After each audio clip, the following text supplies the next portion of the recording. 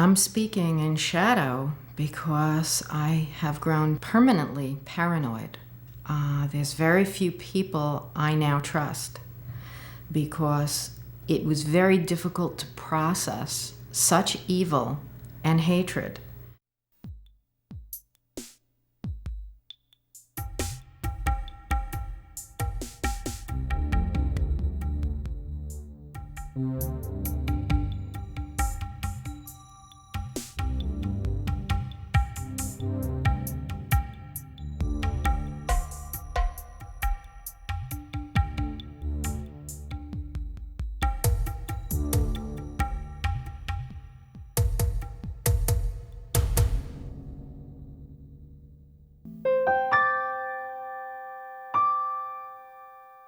Michael Zinn was born in Brooklyn, New York in 1952. He grew up in a loving working-class family.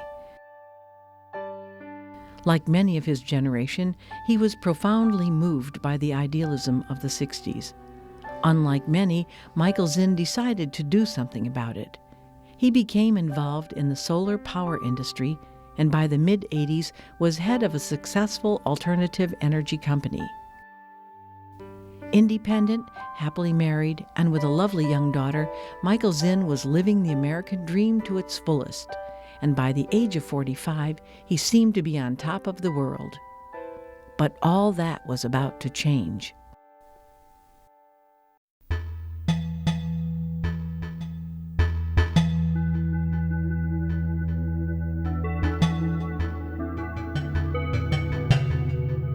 One morning in 1996, a car pulled up in front of his Riverside home and two figures walked up to his front door.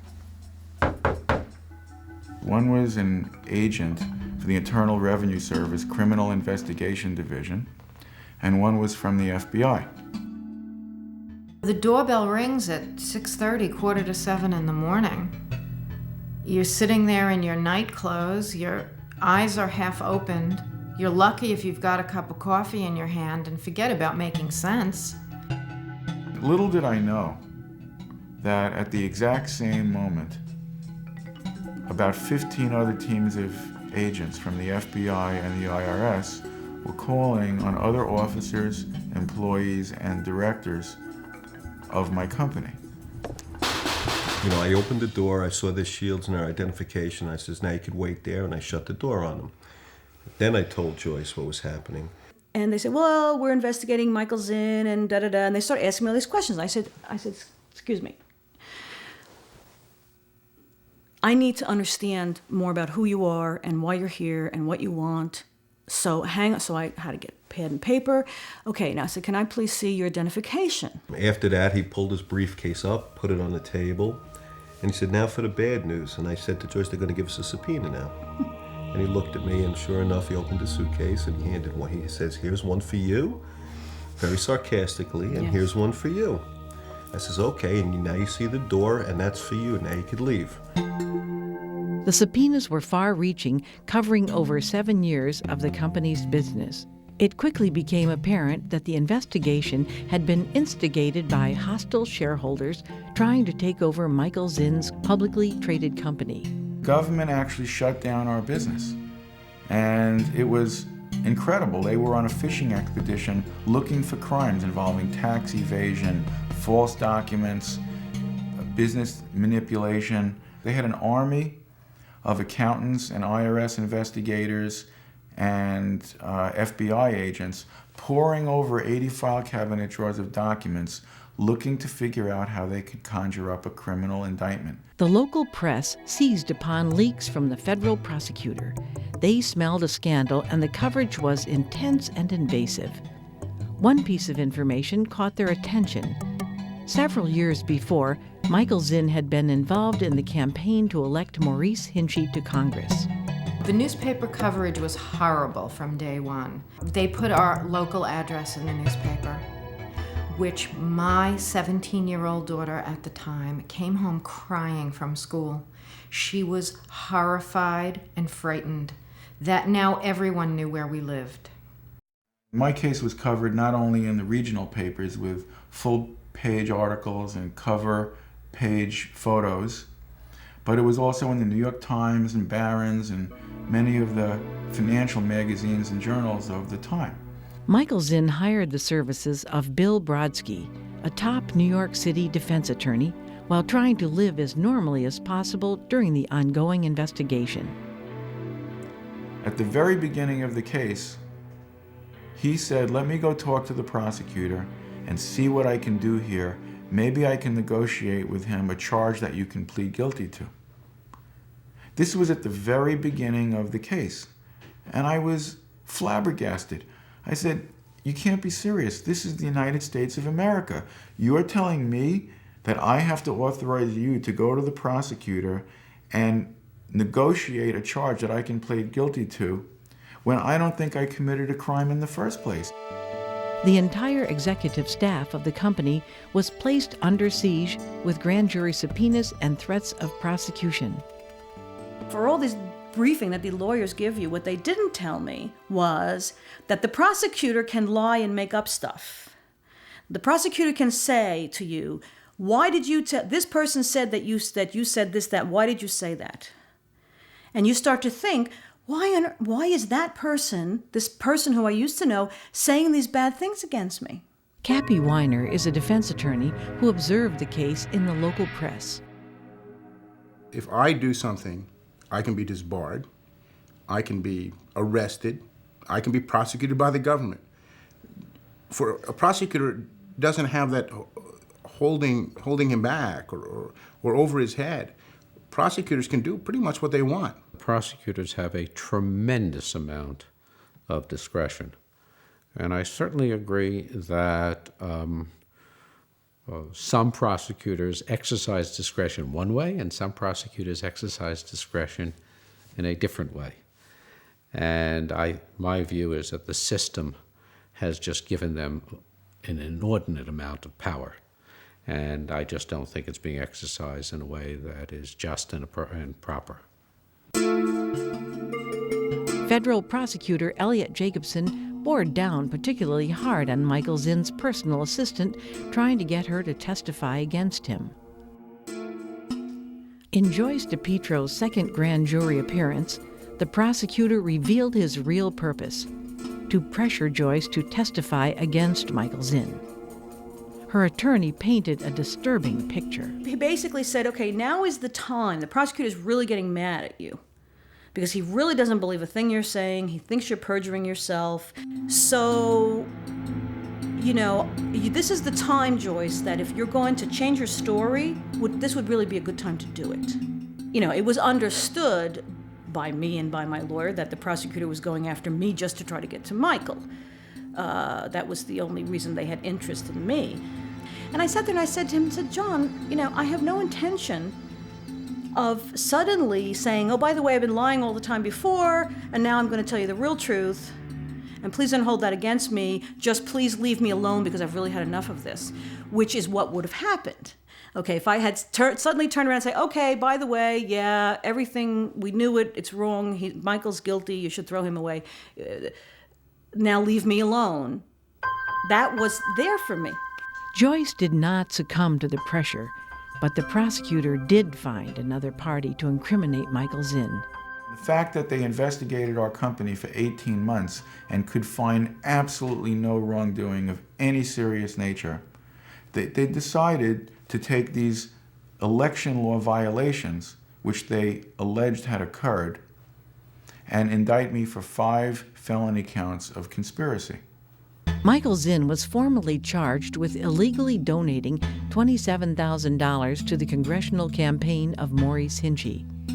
It was back in 1992 that Michael Zinn began his one and only foray into politics. The phone rings, and Maurice Hinchey tells me, "Michael, I've been weighing the idea of running for Congress, and I really would like you to take responsibility for fundraising for my congressional campaign. It's actually very expensive to run for political office in the United States, especially when you're not an incumbent."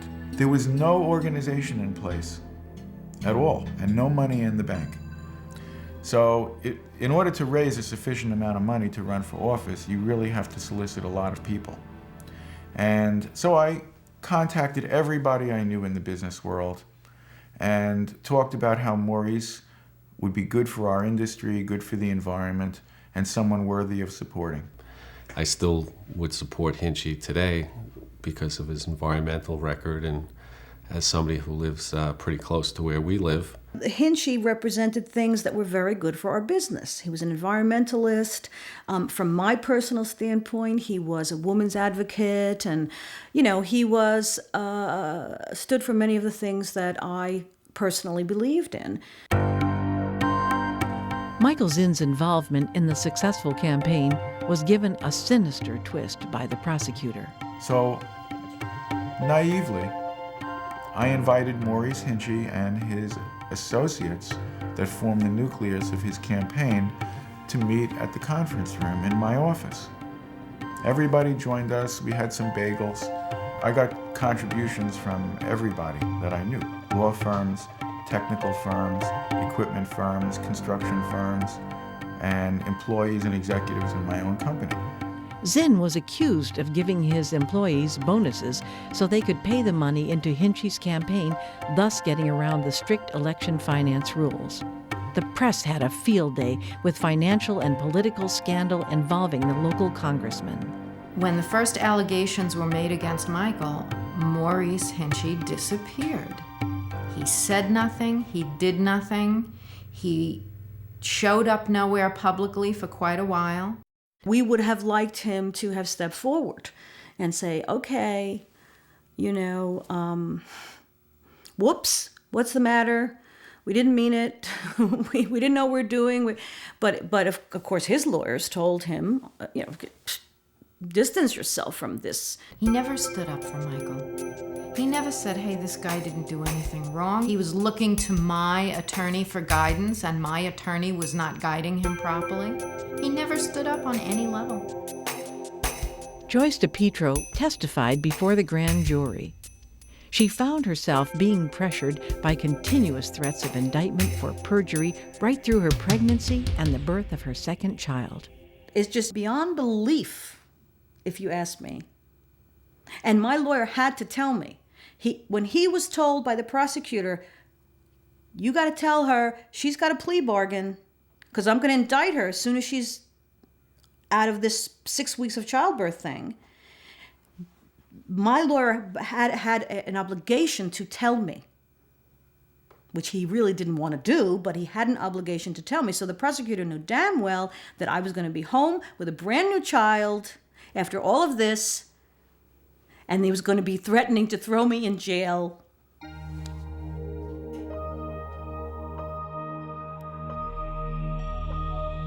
The prospect of spending several years in prison for what is at worst a minor regulatory infraction was so overwhelming and so filled me with dread.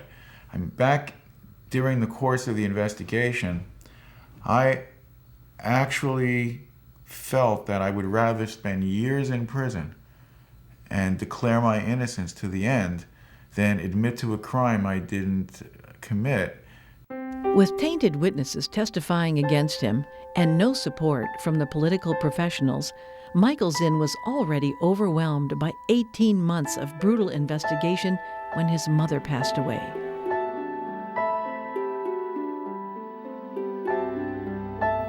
We were gathering at my house on the day of my mother's burial, and friends and family and the rabbi was over, and so just about when we were to start our prayer session, I received a call and I went upstairs to my office and took the call, and I got very bad news, and that was that Elliot Jacobson was after me and he wanted me incarcerated, and there was no way that he was going to compromise his goal. After a year and a half, Michael Zinn capitulated to the intense pressure and authorized Bill Brodsky to negotiate a guilty plea with Elliot Jacobson. At the end of the day, it doesn't matter whether you did anything right or wrong. It doesn't matter whether you're a criminal or not. If they find an infraction, no matter how minor, whether it's a regulation or a violation or a misdemeanor, you can be indicted on felony charges, whether it's conspiracy, money laundering, or false document statutes The felony charges are there to prevent people like me from proclaiming my innocence and going to trial. The only way to avoid the draconian sentence is to plead guilty. If you go to trial, you can face a dramatic sentence, while if you plead guilty, you accept responsibility, you reduce the sentence. If I went to trial on the conspiracy charges and was convicted, despite my best efforts to get acquitted, I might be going to prison for 3 years or 5 years for nothing. So the lawyer, and my lawyer did, typical of what defense lawyers do in similar situations, they tell their client, you will be crazy to go to trial. You must authorize me to plea bargain. There is no choice. If you want to commit suicide, then you can go to trial. That day, I authorized Bill Brodsky to go see what deal he could cut.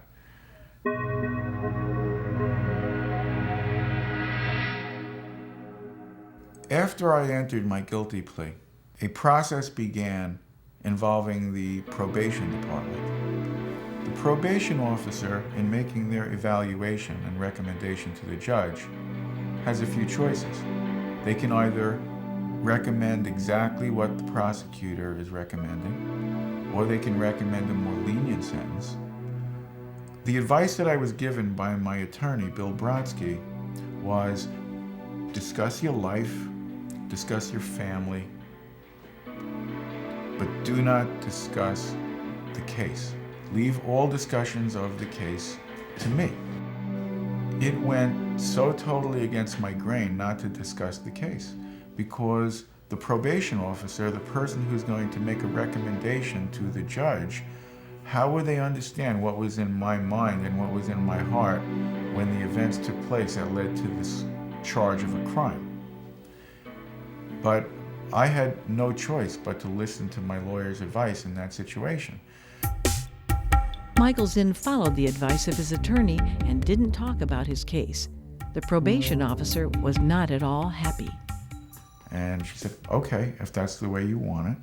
And I knew at that moment that things were not going well. 3 weeks later, the probation report came in, and it was worse than could be imagined. So we're away, and I get a message from Bill Brodsky to call. And I reach him in his office. And he says, Michael, I've got bad news.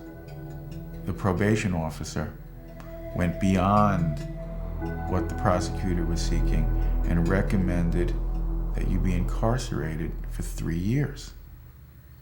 Enhanced the sentence and added more points in the guidelines. Accused you of being an organizer and leader of a criminal enterprise. I was floored. I felt like a truck hit me. Here I am, hoping for the best, going through a process with an expensive criminal defense lawyer, trying to deal with a system that I don't even understand, and things are going horribly wrong. At that point, I made a decision. I said to Bill Brodsky, I want to see the probation officer again. I want you to get me an appointment. I said, I don't recommend it. I said, well, what do you mean you don't recommend it? He said, if it looks to the probation officer like you're not accepting responsibility for the crime, then the probation officer can remove whatever points that you were granted for plea bargaining. And the sentence can be even harsher than what the probation officer is now recommending. I said, but Bill, she's recommending 2.5 to 3 years. So I just dug in my heels and I said, Bill, I don't care. I want to talk to the probation officer. And this time, I went armed with information. All the documents that showed all the bonuses that everybody was paid over years and years and years, and both the sporadic nature and the amounts. She actually asked me, she said, are you putting on a defense? I said, no, Miss Costanzi, I accept responsibility that I broke the law, but I want to show you how I managed to rationalize and convince myself that what I was doing was legal at the time. I didn't realize how close to the edge I was and that I was actually over the edge. So I had to walk a very fine line here of trying to convince Ms. Costanzi that I was actually a good person. This was an isolated occurrence in my life, and that what the prosecutor alleged as extremely egregious manipulation was nothing of the sort. When the report arrived, the probation officer had completely reversed her previous position and recommended to the judge that Michael Zinn be given 6 months of home confinement and no prison term.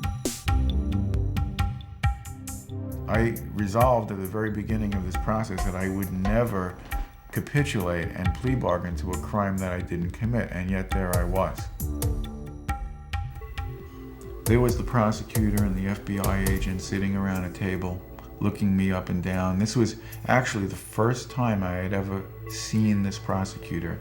This is after 2 years of being on the receiving end of an intense, hard